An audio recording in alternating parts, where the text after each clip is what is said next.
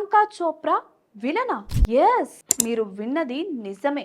Normal గా అయితే Hollywood Bollywood సినిమాలో ప్రియాంకని విలన్ గా ఆల్రెడీ చూసాం. కానీ ఇప్పుడు తెలుగు సినిమాలో ప్రియాంక విలన్ గా కనిపిస్తుందంట.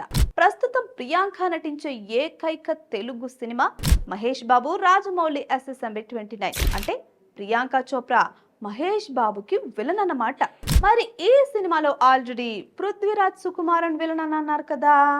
అయితే ప్రియాంక చోప్రా కూడా ఇంకో విలన్ అయి ఉండొచ్చు. ఇక్కడ ఇంకో రూమర్ కూడా వినిపిస్తోంది. అదేంటంటే Priyanka Chopra Prithviraj Sukumaran romantic angle highlight చేస్తారంట.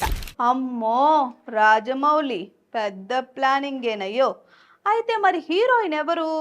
సినిమా అనౌన్స్ చేసినప్పటి నుంచి ఏ క్వశ్చన్ అయితే అందరి మైండ్స్ లో ఉందో మళ్ళీ అదే మెదులుతుంది. హీరోయిన్ ఎవరో ఇంకా తెలియలే లేదు. ఇక్కడ ప్రియాంక చోప్రా గురించి ఇంకో విషయం కూడా హైలైట్ అవుతుంది.